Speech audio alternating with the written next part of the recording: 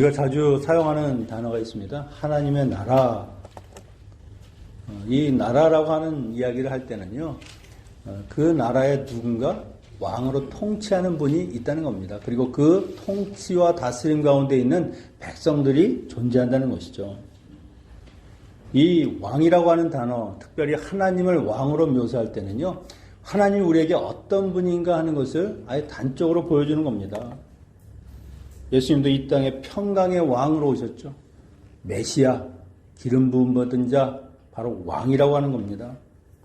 왕의 가장 큰 역할은요, 자기의 백성들을 다스릴 뿐만이 아니라 그 백성들을 책임지는 역할을 하는 것이죠. 그들의 안전과 그들의 삶의 모든 것을 돌보시는 분이십니다. 하나님은 왕이 되셔서 이스라엘 백성들의 모든 삶을 돌보시고 그들을 가나안 땅까지 안전하게 인도하셨습니다. 그래서 이 가나안에 입성한 이스라엘은요, 특별히 신정국가죠. 하나님이 다스리는 나라. 그래서 이것이 이 가나안 땅에 있는 다른 민족들과 가장 두드러지게 다른 특징입니다.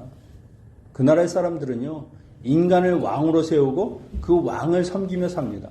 하지만 이스라엘은 왕을 따로 세우지 않아요. 왜냐하면 하나님이 그들의 왕이시기 때문입니다. 그럼에도 하나님이 왕 되심을 인정하지 않는다고 하는 것은 잘못된 것이죠. 하나님의 말씀을 듣지 않고 그분의 통치, 그분의 말씀, 그것을 거부하면 그것이 하나님의 왕으로 인정하지 않는다는 것이죠. 하나님의 왕을 인정하지 않을 때 어떻게 되느냐? 내 뜻, 내 생각, 내가 왕처럼 그렇게 내 삶을 주관하면서 사는 겁니다. 그래서 성경은 끊임없이 우리에게 질문하는 것이 있습니다. 하나님이 너의 왕이시냐? 아니면 내가 내 자신의 왕이냐? 누가 너의 왕이냐? 이 왕의 자리를 놓고 끊임없이 다투고 싸우는 것이죠. 인류의 모든 불행은요, 거기에서 출발했습니다. 하나님을 왕으로 그 통치를 거부하니까 세상에 죄가 들어오고 죄를 짓고 에덴에서 쫓겨나고 모든 인류가 물로 심판받은 것은 바로 이 왕이라고 하는 자리를 온전히 하나님께 내어드리지 못해서 그렇게 생겨난 일입니다. 여러분, 사람이 그토록 얻고 싶어하는 행복한 삶, 복된 삶, 그것은 어디에서 오는 겁니까? 하나님이 왕이 되시고 우리의 삶을 통치하실 때 그 삶이 안정되고 온전히 하나님의 그 은혜 가운데 살아가는 겁니다. 사사들이 그 나라들을 모든 압제해서 구원했을 때 그 사사가 있는 동안은 그들이 평안했다, 안식을 누렸다는 것은요, 하나님이 그들과 함께 하시고 왕이 되으실 때는 그런 삶의 모습이 나타난다는 겁니다. 그런데 사사시대는 왕이 없으므로 자기 소견에 옳은 대로 행했던 시대, 하나님을 왕으로 인정하지 않은 불순종의 삶을 살았던 그런 어두운 시대입니다. 오늘 여기 이 미가라고 하는 한 가정을 통해서 얼마나 그들이 하나님을 떠난 삶을 살았는가 하는 것을 볼 수 있는 겁니다. 1절에 보니까 에브라임 산지에 미가라는 사람이 있더니, 이 미가라 하는 말은요, 여호와는 누구신가? 여호와 같은 자가 누구시냐? 다른 말로 하면 하나님 같은 분은 없다는 겁니다. 하나님은 위대하시고 하나님은 전지전능하신 분이시다. 그 부모님이 아이에게 이런 이름을 지어줬을 때는요, 그런 믿음으로 살라고 해서 지어준 거죠. 우리 주변에도 보면 아이들의 이름을 지을 때 성경에 있는 그 유명한, 특별히 믿음이 좋은 분들의 이름을 아이에게 지어주는 경우가 있습니다. 다른 것이 아니죠.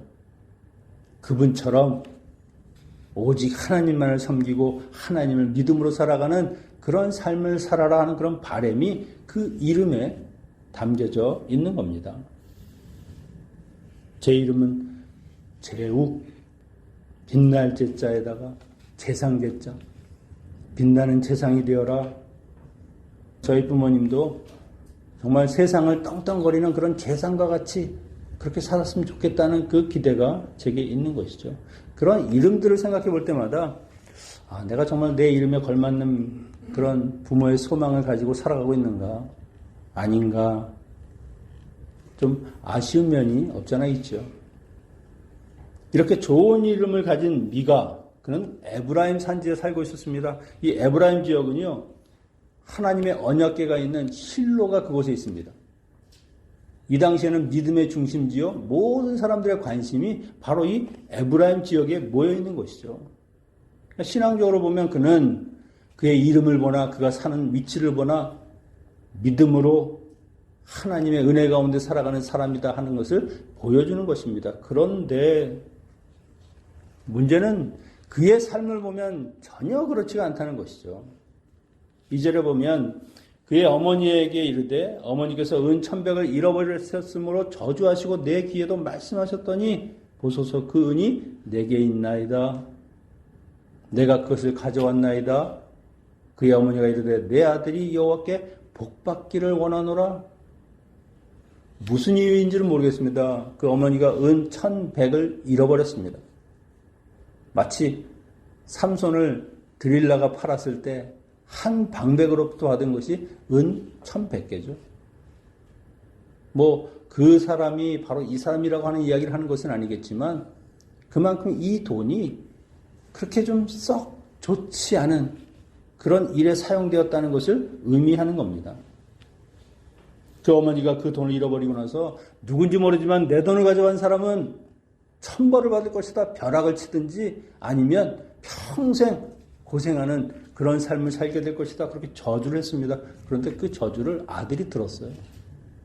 깜짝 놀랐죠. 혹시라도 이 저주가 나한테 임하면 어떻게 되는가? 그것이 무서워서 어머니에게 돈을 가지고 온 겁니다. 어머님, 그 돈이 여기 있습니다.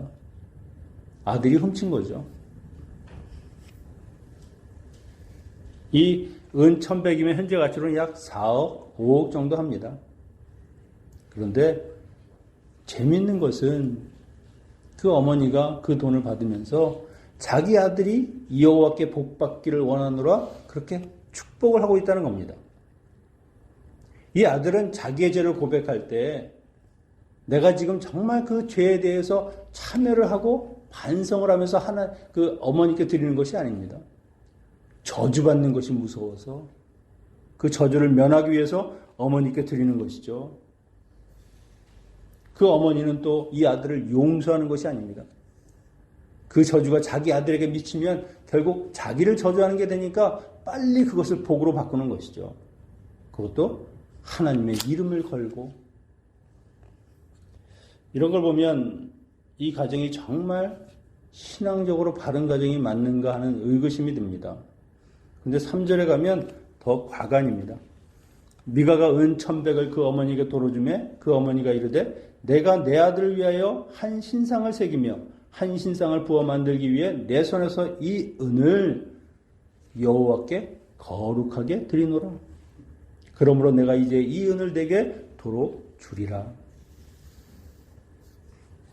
다시 말하면 내가 이 돈은 하나님께 거룩하게 헌금할 테니까 너는 그 돈 가지고 나무를 깎아 만들고 그리고 어떤 쇠나 이런 것을 녹여서 신상을 만들어라. 말도 안 되는 이야기죠. 여기에 사용된 그 신상이라고 하는 두 단어는요. 십계명에서 하나님께서 하나님의 형상을 빗대어 무엇을 만들지 말라고 했던 그 형상이고 또 하나는요. 신의 산에서 만들었던 금송아지를 빗대는 말입니다.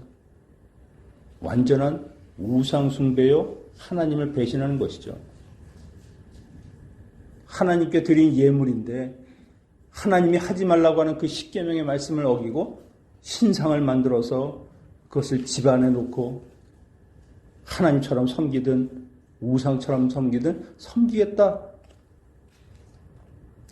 이런 모습이 사실은 가나안의 문화에 완전히 물들어버린 이스라엘 백성들의 모습입니다. 혼합된 종교적인 그런 문화 속에서 살다 보니까 하나님을 제대로 섬기는 것이 무엇인지 모릅니다. 하나님을 우상 섬기듯 해도 아무렇지 않은 거죠. 여러분, 하나님을 섬긴다고 하는 것은요, 내 뜻대로가 아닙니다. 하나님이 원하시는 대로, 하나님이 말씀하신 방법대로 그렇게 섬길 때 제대로 섬기는 거죠. 지금 이들이 하는 행위는요, 십계명의 첫 번째, 두 번째 계명을 다 어기는 겁니다. 나 외에 다른 신을 섬기지 말라. 나를 위하여 우상을 만들지 말고 어떤 형상도 만들지 말고 그것에 절하거나 섬기지 말라. 내 하나님 여호와의 이름을 망령되게 부르지 말라. 더 큰 것은 그렇게 하면서도 이것이 죄인지 마음의 가책도 없다는 겁니다. 다들 그렇게 사니까 나도 그렇게 살아도 아무 문제가 없다고 생각하는 거죠. 여러분, 우리 주변에도요, 이런 하나님을 믿는다고 하면서도 우상화되고 우상을 섬기는 것처럼 그렇게 행하는 모습들이 얼마나 많은지 모릅니다.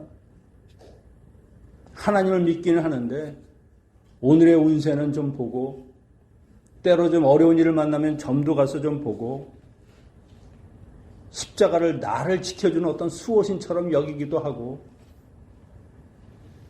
이것은 다 잘못된 신앙이죠. 하나님을 우상처럼 여기는 겁니다. 어떤 분들 보면 차에 성경책을 꼭 갖고 다니는 분들이 있는데 저희 교회는 이런 분들 없습니다. 그러면 뭔가 더 안전할 거라고 생각하는 거죠. 그래도 성경책이 여기 있는데 하나님이 지켜주시지 않을까? 사람이 우상이 되는 경우는 얼마나 많습니까? 좀 뭔가 괜찮다, 좀 다른 사람보다 특출하다 하면은 그를 사용하시는 하나님이 아니라 그 사람을 보고 열광을 합니다. 김동호 목사님께서 이야기한 것인데, 높은 뜻 숭의교회를 세우고 나서 얼마 되지 않아서 한 3,000명이 모였습니다. 뭐 인기가 있는 강사니까 말씀도 좋으시고, 그래서 이제 사람들이 이 정도 인원이 되면 그래도 교회가 하나 있어야 되지 않겠습니까? 교회를 좀 구입했으면 좋겠습니다. 그래서 은행에 융자를 신청했습니다. 융자가 거부당했어요. 그래서 가서 그 담당 직원에게 물었습니다. 아니, 왜 융자가 거부됐습니까? 우리는 주일에 3,000명씩 모이고 헌금도 몇 억씩 되는데 그 정도 빌리는 돈은 능히 갚을 수 있습니다. 왜 안 됩니까? 담당 직원이 이런 말을 하더랍니다. 한 사람 때문에 석 달 만에 1,000명이 모인 교회는 그 한 사람이 잘못되면 한 달 만에도 다 무너질 수 있는 겁니다. 지금 이 교회는 하나님 때문에 모인 교회가 아니라 김동호 목사님 당신의 인기를 보면서 사람들이 모였다는 것이죠. 그 말을 듣고 목사님이 충격을 받았죠. 아, 교회가 이래서는 안 된다. 하나님의 교회를 만들어야 된다. 그래서 가능하면 자기의 이름을 좀 지워가면서 하나님의 이름만 선명하게 드러나는 그런 교회를 만들어야겠다고 하는 결심을 했다는 이야기를 하셨습니다. 여러분, 나는 누가 뭐래도 하나님을 힘써 섬긴다. 말할 때마다 하나님, 하나님, 주여, 주여, 은혜, 은혜 한다고 해서 믿음이 좋고 신앙이 좋은 것이 아닙니다. 하나님의 말씀대로 살고 있는가? 정말 내가 아니라 하나님의 이름이 분명히 내 삶에서 선명하게 새겨지고 있는 삶을 살고 있는가? 그것이 더 중요한 것이라는 것이죠. 행위는 별로 중요한 것이 아닙니다. 종교적인 열심, 남의 눈에게 보여지는 것 누구든지 할 수 있는 겁니다. 문제는 내 안에 정말 하나님을 사랑하고 그분을 섬기는 그런 마음이 있느냐 하는 것이 더 중요한 것이죠. 5절 이하에서 그 아들 미가는 어떻게 하나님을 섬기는가 그렇게 소개하고 있습니다. 5절에 보니까 그 사람 미가에게 신당이 있었으므로 그가 에봇과 드라빔을 만들고 한 아들을 세워 그의 제사장으로 삼았더라. 산당은 이름이 하나님의 집이라는 뜻입니다. 자기의 집 안에 하나님의 집이라고 하는 공간을 만들었습니다. 뭐 그것은 나쁘지 않겠죠. 하나님을 더 신실하게 섬긴다고 하는 거니까. 그런데 그 아들 중에 한 사람을 맏아들이든 둘째 아들이든 거기에 제사장으로 세웠다는 겁니다. 여러분, 제사장은요 아무나 될 수가 없어요. 레위 지파 그 중에서도 아론의 후손들만 제사장이 될 수 있는 겁니다. 그건 하나님이 정하신 겁니다. 그런데 하나님의 집 마치 성소와 같은 것을 만들어 놓고 그래도 이 정도면은 제사장이 있어야 뭔가 구색이 맞지 않을까? 자기 아들 중에서 제사장을 뽑는 겁니다. 본인이 하나님이죠. 제사는 성소에서만 드려야 되는 겁니다. 그 집에는 에봇도 있었습니다. 에봇은요, 대제사장을 위해서 하나님께서 특별히 만든 옷입니다. 거기에 12지파를 그 보석을 새긴 흉패가 있고 우림과 둠림이라는 그런 기구를 통해서 하나님의 뜻을 분별하는 그 옷이 거기 있다는 것이죠. 결국 미가는요, 자기 마음대로 제사장도 세우고 그 제사장에게 에봇도 입혀서 결국 하나님을 자기의 집 안에 가두어 두려고 하는 그런 미신적인 신앙을 사는 것이죠. 어디에서 본 건 있어서 다 그대로 구색을 맞추는 것이죠. 하나님이 말씀하신 성소를 외면하고 내 집 안에, 내 가까이에 어떤 외형적인 모습을 가졌다고 해서 그것이 하나님을 열심히 섬기는 것이 아니라고 하는 것이죠. 결국 이것이 죄악이라는 겁니다. 성도들도요, 성도들에게 맡겨진 직분과 역할이 있습니다.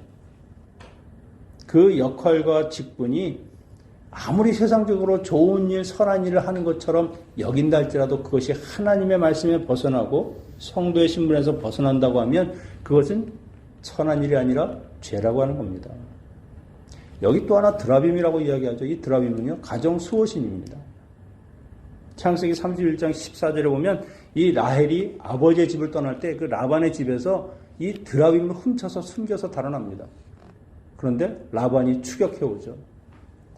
이 드라빔은 자기 집안의 수호신이니까 잃어버리면 안 되는 겁니다. 혹시 이 야곱이 훔쳐가지 않았을까 쫓아오는 거죠. 여기는 하나님의 집이 아닙니다. 우상의 집이죠. 하나님만으로는 만족이 안 되고 뭔가 부족해 보이고 뭐가 더 있어야만 자기의 안전과 복이 따른다고 생각하니까 드라빔을 세워서 거기에 또 보험을 드는 겁니다.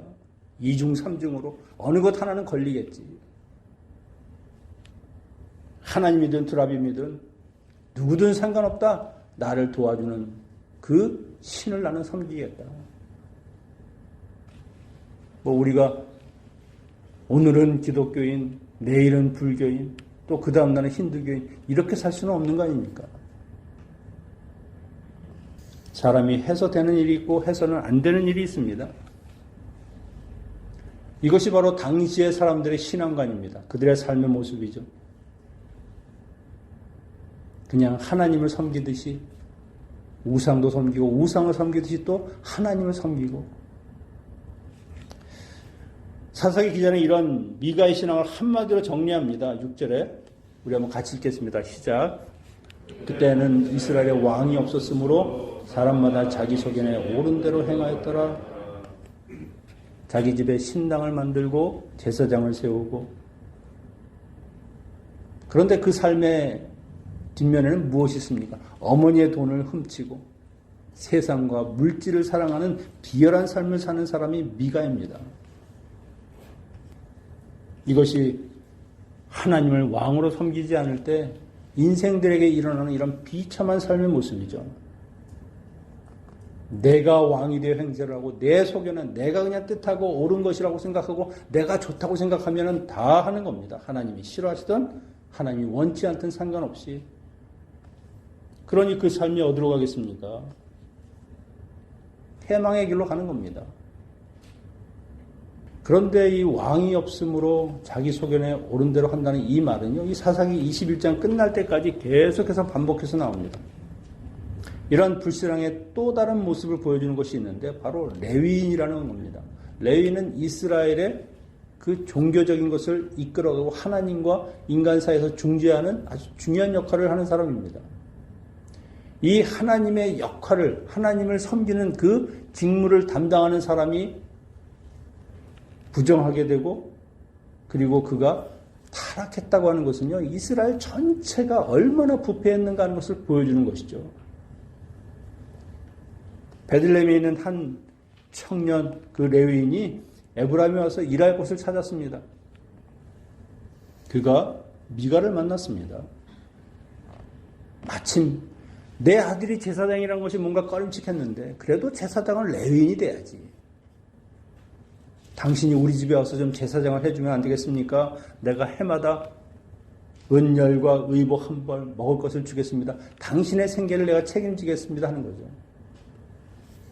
그랬더니 그 레위인이 그 요구를 받아들이고 그 집에 들어가서 제사장이 되었다는 겁니다.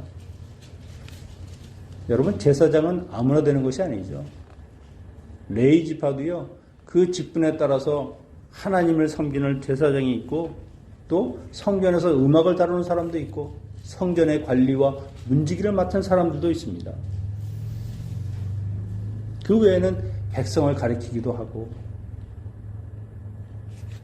결국 이 자리는 이 청년이 레위인인지 모르지만, 그럼에도 그는 분명히 아론의 후손, 그 가게에 있는 사람이어야 되고요. 그리고 특별히 이들이 섬기는 장소는 성소입니다. 성소. 그들이 거하는 곳은 하나님이 지정해 주신 그 성읍입니다. 그것을 벗어나서 살 수 없는 사람들이죠. 그런데 레위인조차도 살 길이 막막하고 생계가 어려워지니까 하나님의 말씀을 무시하고 자기 소견대로 살아가는 겁니다. 이런 배경에는요, 이스라엘 백성들이 하나님께 제대로 제사를 지내지 않고 하나님께 드려야 할 그 모든 것을 제대로 드리지 않고 이방 우상을 섬기는 데 썼다는 것이죠. 하나님께서 분명히 레위 지파들을 이렇게 구별하실 때 그들이 땅에서 기업을 먹는 것이 아니라 그들은 토지가 없습니다. 다만 그 다른 지파에서 바치는 그 11조를 통해서 그것을 가지고 그들의 생계를 유지하는 겁니다. 민수기 18장 21절에 보니까 내가 레위 사람들에게는 이스라엘의 모든 11조를 그들에게 유산으로 주니 회막을 섬기는 것에 대한 보상이다. 그런데 이 11조가 제대로 거치지 않으니까 먹고 살 길이 막막한 겁니다. 우상을 섬기기도 바빠 죽겠는데 하나님을 제대로 섬기겠습니까? 제사장의 생활도 하나님의 성소도 제대로 운영이 안 되는 것이죠. 그런데 더 큰 문제는 뭡니까? 그렇다고 해서 하나님의 사람으로 구별되고 성별된 그가 먹고 살기 위해서 하나님의 그 자리를 박차고 자기를 써주는 사람이 없나 그렇게 돌아다니면서 자기의 생계 자리를 구한다고 하는 것은 안 되는 것이죠. 특별히 하나님이 레위인이라고 하는 신분을 준 것은 하나님을 섬기라고 하는 것인데 하나님을 돈벌이의 수단으로 이용하는 거 아닙니까? 하나님이 책임진다고 했으면 죽어도 그 자리에서 책임지실 것을 바라보고 있어야죠. 내가 내 힘과 능력 가지고 내가 내 살 길을 어떻게 하든 마련해 보겠다. 더구나 그 집은요, 이 우상 숭배하는 곳입니다. 가보면 드라빔도 있고 에봇도 있고 이렇게 살아서는 안 됩니다. 하나님을 바르게 섬겨야 됩니다. 이런 말 정도는 해야죠. 자기의 밥벌이를 위해서 침묵하고 그 집에 그냥 안주하면서 사는 겁니다. 자기가 기뻐했더라. 미가가 아들처럼 대하니까 소중하겠죠. 유일한 제사장이니까. 하나님을 떠나니까 레위인도 마찬가지로 자기 소견에 옳은 대로 사는 겁니다. 제사장이 이 정도면 나머지 백성들의 삶은 안 봐도 뻔한 거죠. 여러분, 우리가 하나님 앞에서 내가 어떤 사람인가, 내가 어떤 직분, 어떤 소명을 가지고 있는 사람인가를 잊어버리게 되면 결국 이렇게 추악한 자리까지 내려가는 겁니다. 나중에 뒤에 단지파가 이 집을 습격하는 일이 생기는데 그때는요, 단지파가 이 사람을 보고서 야, 이런 한 집의 제사장이 되는 것보다 우리 지파의 제사장이 되면 더 좋지 않겠느냐? 그랬더니 냉큼 따라갑니다. 그 자리가 더 좋지. 말이 됩니까? 한 지파 아니라 한 민족이라도 결코 가지 말아야 할 자리를 이는 그냥 탐해서 가는 것이죠. 미가의 가정이 이렇게 되는 이유가 무엇입니까? 단 하나입니다. 이유는 복받기 위해서. 복만 받을 수 있다고 하면 뭐든지 다 하는 것이죠. 그들의 삶의 목적, 관심, 복 받는 겁니다. 이 세상에서 더 많은 것을 누리고 더 좋은 것을 소유하고 지금 이 가정을 보면은요, 못 사는 게 아니에요. 부유할 정도로 잘 삽니다. 그런데도 더 많은 것을 누리고 더 많은 것을 갖겠다고 하나님도 섬기고 우상도 섬기고 내가 왕이고 내가 주인이고 나만 잘 될 수 있다면 되는 거지 하나님이 무슨 상관이냐. 내 집에 산당을 마련하고 제사장까지 데려다 놓았으니까 이제는 하나님께서 복을 주시겠다. 어떻게 이런 생각을 할 수 있을까? 이것은 하나님에 대해서 몰라도 너무 모르는 겁니다. 말씀도 모르고 하나님이 누구신지도 모르고 삐뚤어진 그의 열심이 결국 그의 삶, 그의 가정을 망가뜨리는 것이죠. 여러분, 하나님이 복을 주신다고 하는 것은요, 물론 세상의 복과도 다르지만 이렇게 겉에 나는 모양들을 보고 그 종교적인 어떤 습관들을 보면서 하나님이 복을 주시는 것이 아닙니다. 바리새인들 보십시오. 누구보다 열심히 하나님을 섬겼습니다. 그들 생각하기에는 11조, 종교생활, 기도생활, 안식일을 지키는 것 누구보다 철저하게 했습니다. 그런데 주님은 뭐라고 하십니까? 다 외식하는 자들이고 사악한 자들이라고 이야기하지 않습니까?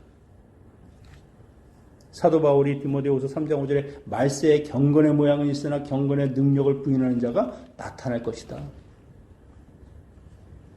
모양은 있지만 그 삶은 완전히 하나님과 다른 삶을 사는 사람들이 나타난다는 것이죠. 여러분, 하나님께서는요, 우리의 외적인 이런 어떤 형태, 욕심, 열망, 그런 것이 아니라 우리의 내면을 보시는 것입니다. 얼마나 하나님을 섬기고, 하나님을 사랑하고, 하나님을 정말 신실하게 대하는가. 결국, 하나님께서는 이 사사시대를 접어버리시죠. 그 다음에 있는 책이 룻기입니다. 룻기, 사사기 룻기. 내가 택한 백성, 내가 사랑하는 이스라엘 백성들이 나를 외면하고 나를 왕으로 섬기지 않는다고? 그러면 이제는 너희가 아니라 이방에 있는 사람들이라도 정말 하나님을 섬기고자 하면 내가 그 문을 열어주겠다는 것이죠. 원래 이 모압 여인은요, 모압 사람들 전체가 하나님의 총회에 들어오지 못한다고 분명히 못을 박았습니다. 그런데 이 룻이라고 하는 여인은 그 어머니 나오미를 섬기면서 어머니의 하나님이 내 하나님이 될 것입니다. 저는 그 하나님을 섬기겠습니다. 자기가 믿던 이방의 모든 신들을 버리고 하나님을 선택합니다. 여러분, 시집 왔는데 그 집에 남편이 죽고 시아버지가 죽고 또한 형제가 죽었습니다. 이 정도면 하나님 믿고 복받은 가정입니까? 아니요. 어찌 보면 저주받은 가정같이 보이죠. 그런데 그 여인이 무엇을 받길래 어머니 나오미가 믿는 그 하나님을 내 하나님으로 받아들이겠다고 이야기하는 겁니까? 그는 오직 하나님을 사랑하고 하나님을 신실하게 믿는 믿음 가운데 살았다는 것이죠. 내 백성들은 나를 버릴지라도 나를 신실하게 믿고 따르는 이 룻과 같은 여인은 내가 나의 백성 삼겠다는 것이죠. 이방 사람이라 할지라도 하나님의 백성은 누가 되는 겁니까? 하나님을 신실하게 믿고 따르는 사람들이 하나님의 백성이 되고 자녀가 되는 겁니다. 에브라임 사람 미가 우상을 만들고 떠돌이와 같은 삶을 사는 레위인을 데려다가 제사장을 삼고 그러면서 자기의 복을 빌었다는 겁니다. 여러분, 아마 오늘 읽으면서 그냥 한숨이 나오셨을 겁니다. 야, 이렇게까지 하나? 여러분, 우리의 삶은 얼마나 이것과 다르다고 생각하십니까? 우리도 제대로 된 하나님의 말씀 가운데 살지 않으면 얼마든지 이런 길로 갈 수 있다는 겁니다. 하나님을 바르게 알지 않으면, 하나님이 누구신지를 늘 생각하지 않으면 우리는 조금만 삐끗거려도 금세 내가 복을 받고 내가 세상의 것을 취하겠다고 달려나갈 수 있는 가능성이 많은 사람들입니다. 분명한 것은 하나님을 왕으로 섬기면서 그분의 말씀, 그분의 통치와 다스림을 정말 내가 받으면서 그것으로 기뻐하고 만족하는 사람이 되지 않는 한 우리는 언제든지 이 자리에서 떨어져 나갈 수 있다는 것이죠. 정말 말씀이어서서 신앙으로 이렇게 포장된 욕망을 완전히 끊어버리고 제대로 하나님을 섬기고 바르게 하나님을 섬기는 우리 모두가 되어야 할 것입니다. 그럴 때 하나님께서 우리에게 진정한 복의 근원이 되시고 우리의 생명의 근원이 되어 주실 것입니다. 기도하겠습니다. 아버지 하나님, 우리의 인생을 통치하고 다스리시는 왕이 되어 주심을 감사합니다. 우리가 이 땅을 살아가면서 하나님을 왕으로 섬기지 않으면 우리의 인생도 우리의 삶도 온전히 하나님의 은혜 가운데서 떨어져 나감을 기억하고 하나님만이 우리의 복이 되어 하나님만이 우리의 왕이 되심을 신실하게 믿고 살아가는 주의 자녀들 되게 하여 주시옵소서. 우리를 위하여 이 땅에 오신 예수 그리스도의 이름으로 기도하옵나이다.